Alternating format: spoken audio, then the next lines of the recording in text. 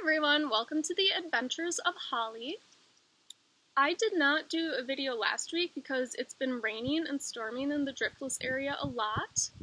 As far as I know, there were 3 confirmed tornadoes in the area. I think the EF1 tornado touched down near Tomah, Wisconsin, and there were 2 EF0 tornadoes further west. There was also a lot of hail in the area. We had 3 days straight of severe weather warnings for tornadoes, dangerously big hail, flooding, and thunderstorms.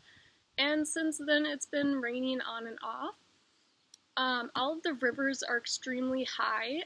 I got some pictures of one of the boat landings near the Lansing, Iowa Bridge on the Mississippi. You can see that the parking lot is completely flooded out, and we didn't stop there because there wasn't really any place to park, and I didn't want to wade into the water for pictures anyway.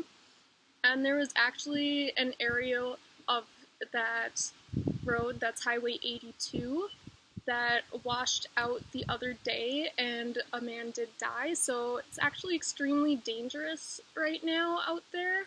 So that was why I didn't do a video last week. This week I went to Wyalusing State Park just south of Prairie du Chien, Wisconsin. My crew for this hike was my mom, Rascal, and Moky. So it turns out that the Wisconsin DNR website and the Wisconsin State Parks website are terrible. The DNR website basically only has information about how to get to Wyalusing, fees, and concessions, plus a few maps. The State Parks website is only for camping reservations. It does direct you to wyalusing.org, and that's not actually a website that exists. I hate everything about this, especially since it was so easy to find information about Yellow River State Forest for my last video.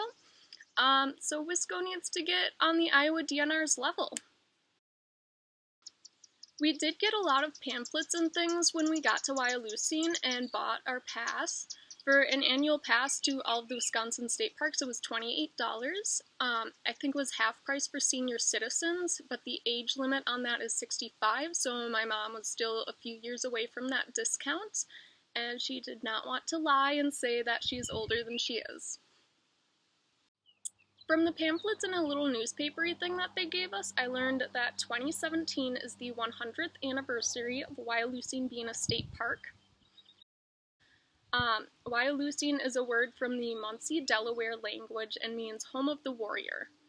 There are 2,674 acres of parkland with lots of outdoor activities.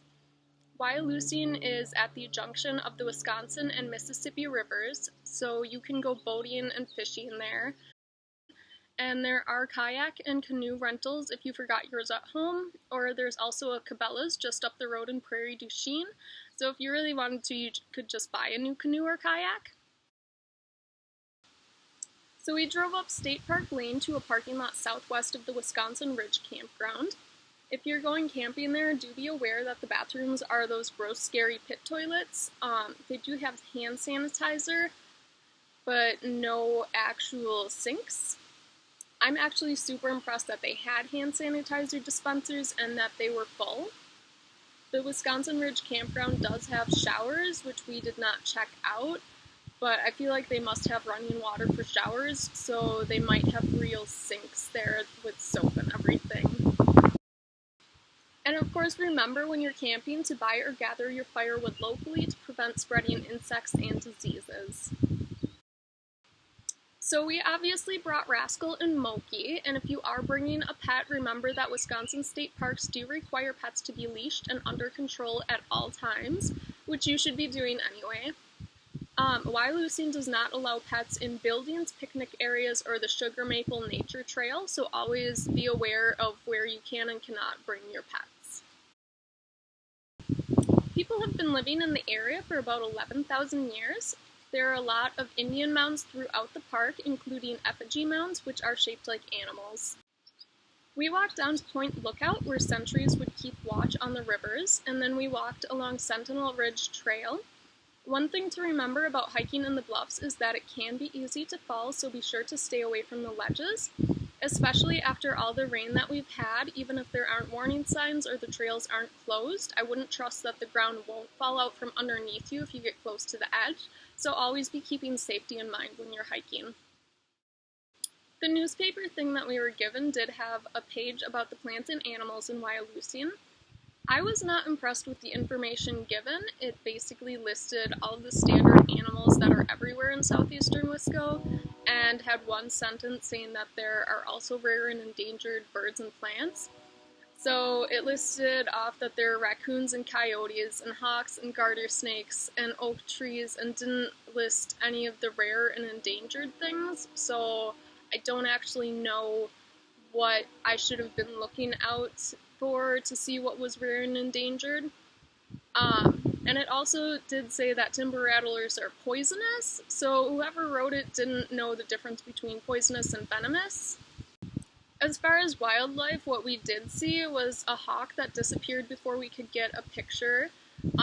We did get to see a bunch of robins and wildflowers, and there was a lot of columbine that was growing along the trail that was super pretty, so we got a lot of pictures of that.